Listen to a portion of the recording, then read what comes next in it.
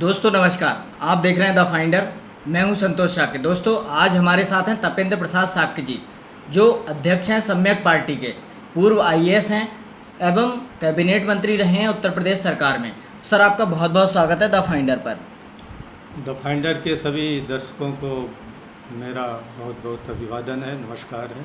तो सर सबसे पहला सवाल मेरा यही रहेगा कि देश में बहुत सारी पार्टियाँ हैं, फिर एक नई पार्टी क्यों, सम्यक पार्टी क्यों?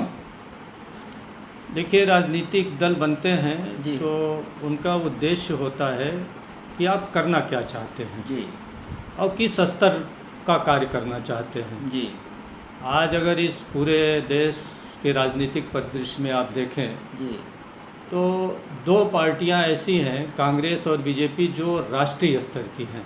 जी, यानी यही दो पार्टी ऐसी हैं जो देश में संसद तक बहुमत में पहुंच सकती हैं, अपना प्रधानमंत्री बना सकती हैं, केंद्र में सरकार बना सकती हैं जी, और जो पार्टियां केंद्र में सरकार बना सकती हैं वो राज्यों में भी सरकार बना सकती हैं और ढेर सारे राज्यों में अदल बदल करके इन दोनों की सरकार बन रही है। जी।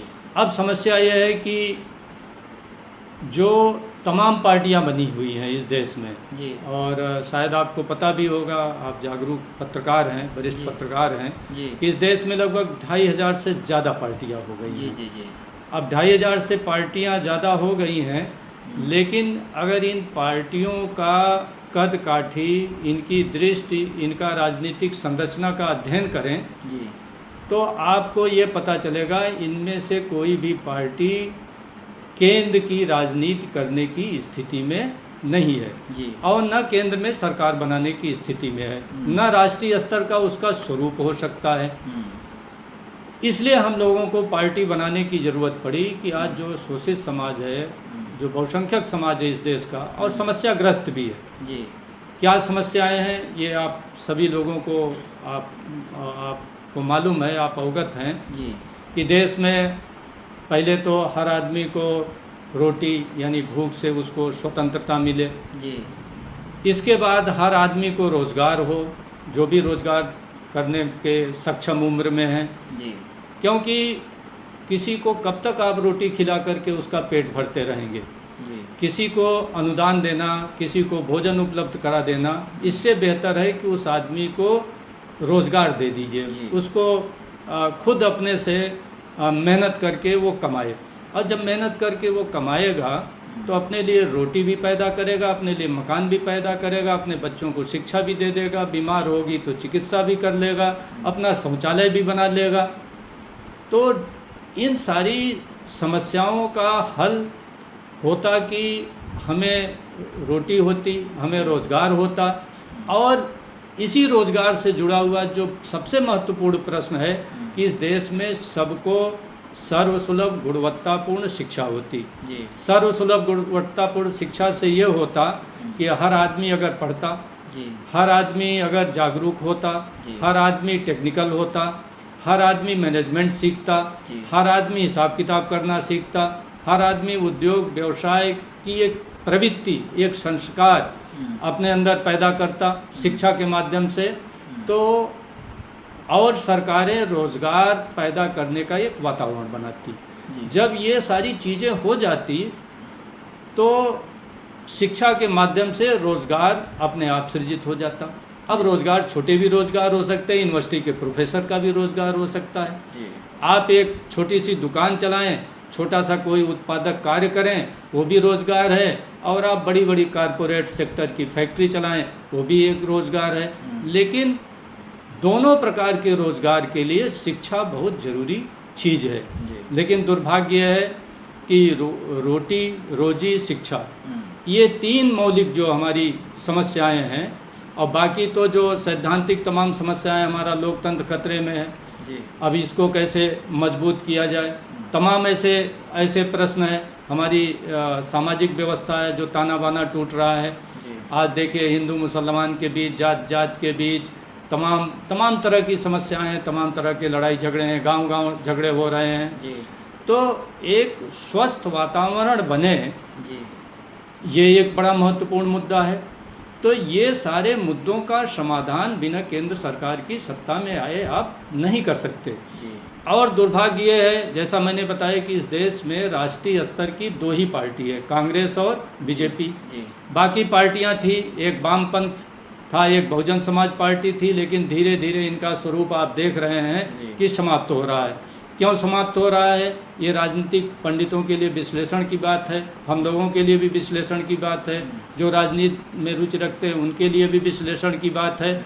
लेकिन राष्ट्रीय स्तर पर आज 2 पार्टी हैं और हम लोग इसीलिए नई पार्टी बनाए कि आज जो ये 2500 पार्टियां बनी हुई हैं, इनका राजनीतिक संगठन, इनका सोच, इनके नेताओं का सोच, इनके पार्टी के अगुवा लोगों का सोच ऐसा नहीं है कि ये कभी राष्ट्रीय स्तर की पार्टी बन पाएंगी।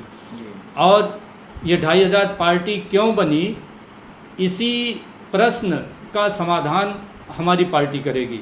अब 2500 पार्टी बनी क्यों? अगर आप अध्ययन करें, देखें तो स्वतंत्रता के बाद से कांग्रेस करीब करीब थी, लोग चिल्लाते हैं 70 साल कांग्रेस ने इस देश में राज किया। उसके बाद बीजेपी का उदय हो गया राष्ट्रीय स्तर पर, वामपंथी दल आए और 2000 के पहले दलित, पिछड़े, आदिवासी लोगों के बीच से बड़े बड़े मूवमेंट चले। समाजवाद का मूवमेंट चला, सामाजिक न्याय का मूवमेंट चला, मंडल कमीशन से जो एक मंडल की बात हम करते हैं, तो मंडल की जो विचारधारा थी, जो मंडल का एक मंडल आयोग से जो लगभग 4,500-5 हज़ार जो पिछड़ी जातियां थी, उनका एक ढंग से एकीकरण सा कर दिया गया और पूरे देश में पिछड़ी जातियों का समूहीकरण या सूचीबद्ध कर जाने के कारण ये हुआ कि भाई ये पिछड़ी जातियां हैं, इनका हित एक है, इनका राजनीतिक हित एक है, इनका सामाजिक हित एक है और इनको कुछ राजनीतिक मूल्यों पर काम करना चाहिए। तो उसके कारण समाजवाद का आंदोलन आया, उसके कारण सामाजिक न्याय का आंदोलन आया, उसके कारण बहुजनवाद का आंदोलन आया। तो इन आंदोलनों के कारण, इस विचारधारा के कारण इस देश में पार्टियां बनी और पार्टियां बनी तब तक राजनीतिक जागरूकता भी इस देश में बहुत हो गई थी और उस राजनीतिक जागरूकता के कारण पिछड़े समाज के लोगों ने, आदिवासी समाज के लोगों ने, दलित समाज के लोगों ने, अल्पसंख्यक समाज के लोगों ने इस विचारधारा के आधार पर बड़ी पार्टियों को अपना भरपूर सहयोग दिया और इस पार्टियों के लोग कई प्रांतों में अपनी सरकारें बनाए और एक बार नहीं, कई बार सरकारें बनाए। लेकिन दुर्भाग्य रहा कि ये सारा आंदोलन एक व्यक्ति के चंगुल में फंस गया, एक परिवार के चंगुल में फंस गया, एक जात के चंगुल में फंस गया और जब लोगों ने देखा कि एक ही व्यक्ति पार्टी के संगठन पर इस ढंग से कब्जा कर लिया है कि वही बार बार राष्ट्रीय अध्यक्ष भी हो रहा है, वही बार बार मुख्यमंत्री भी हो रहा है, अगर वो नहीं रहा तो उसके परिवार के लोग या पूरा परिवार मिल करके पार्टी चला रहा है, तो स्वाभाविक है कि अन्य सामाजिक वर्गों में, अन्य समुदायों में, अन्य जातियों में आक्रोश पैदा हुआ और आक्रोश जब पैदा हुआ तो उन लोगों ने भी पार्टियां बनाना शुरू किया। इन लोगों से कुछ टूट कर आए, कुछ स्वतंत्र लोग निकले और जब टूट कर आए तो दुर्भाग्य रहा कि उन्होंने भी वैसी पार्टी बनाना शुरू कर दी। मतलब उन्होंने भी कोई स्वस्थ विकल्प नहीं दिया। जैसे बहुजन समाज पार्टी से, समाजवादी पार्टी से, आरजेडी से जो लोग भी टूट कर निकले, वो लोग भी व्यक्तिवादी, परिवारवादी और जातिवादी ही पार्टियां बनाना शुरू कर दिए। तो अगर आप ही विचार करिए कि एक व्यक्ति अगर पार्टी बनाए और आजीवन राष्ट्रीय अध्यक्ष रहेगा, फिर उसका लड़का रहेगा या उसका पूरा परिवार चलाएगा पार्टी, उसकी पूरी जाति चलाएगी पार्टी, तो स्वाभाविक है कि दूसरा व्यक्ति अपनी महत्वाकांक्षा के कारण, योग्यता के कारण, असंतोष के कारण, ईर्ष्या के कारण, द्वेष के कारण, आप जो भी बातें रख लीजिए, वो पार्टी बना लेगा। और दुर्भाग्य ये है कि वो भी वही काम किया तो दूसरी पार्टी बन गई, फिर दूसरे ने वही किया तो तीसरी पार्टी बन गई, तीसरे ने वही किया तो चौथी पार्टी बन गई। इस प्रकार से आज कांग्रेस और बीजेपी को छोड़कर, जो कांग्रेस और बीजेपी इस देश में पूंजीवादी ताकतों द्वारा, सामंती ताकतों द्वारा, मनुवादी ताकतों द्वारा संचालित हो रही है। और काशीराम साहब ने कहा कि एक सांपनाथ है, एक नागनाथ है। आज भी लोग कहते हैं कि दोनों एक ही थैली के चट्टे बट्टे हैं तो इन दोनों की विचारधारा एक है, सोच एक है, एजेंडा एक है, भले थोड़े बहुत दोनों में कहीं थोड़ा बहुत अंतर हो। तो इनके समानांतर, इनके विकल्प में जी इनसे मुकाबला करने के लिए जो दल बने थे, आज वो दल फेल हो गए जी और वो आज दल किसी भी हालत में राष्ट्रीय स्तर पर अपना प्रभाव डालने में, संगठन खड़ा करने में सक्षम नहीं है। जी जी जी क्योंकि कोई ऐसी जाति इस देश में तो है नहीं कि 10-20% उसकी आबादी हर राज्य में हो, पूरे देश में हो, और वो अपने बलबूते पूरे देश में एक पार्टी खड़ा कर लेगी। जी 5-6 हज़ार जातियाँ हैं, तो 5-6 हज़ार जातियों के लोग अगर ऐसे हर जात के आदमी पार्टी बनाएगा, एक जात में तमाम पार्टियां बनती जाएंगी, तो राष्ट्रीय स्तर पर पार्टी नहीं बन पाएगी। जी और अगर आपको इस देश में मनवादी सामंती ताकतों को, पूंजीवादी ताकतों को हटा करके केंद्र में आपको कब्जा करके अपने मन मुताबिक शोषितों के लिए, वंचितों के लिए, इस देश के आम गरीबों के लिए, इसमें कोई जात पात की बात नहीं है, सवर्ण जातियों में भी तमाम लोग गरीब हैं। तो यहाँ कोई जात पात या वर्ण व्यवस्था की बात नहीं है, लेकिन इस देश के जो बहुसंख्यक लोग हैं वो खाने पीने को मोहताज हैं, उनके लिए रोज़गार की समस्या है, उनके लिए शिक्षा की समस्या है, उनके लिए सुरक्षा की व्यवस्था है, मतलब समस्या है। तो इन सारी समस्याओं का समाधान केंद्र सरकार पर पहुंचकर ही कर सकते हैं। उसके लिए राष्ट्रीय स्तर की पार्टी चाहिए, और राष्ट्रीय स्तर की पार्टी व्यक्तिवाद, परिवारवाद और जातिवाद से कभी खड़ी नहीं हो सकती, क्योंकि एक व्यक्ति कितना क्षमतावान होगा, बहुत बड़ी आबादी है, अब तो 140 करोड़ की लगभग देश की आबादी होती जा रही है। एक व्यक्ति और एक जाति का व्यक्ति क्या पूरे देश में अपना प्रभुत्व स्थापित कर लेगा? ये संभव नहीं है।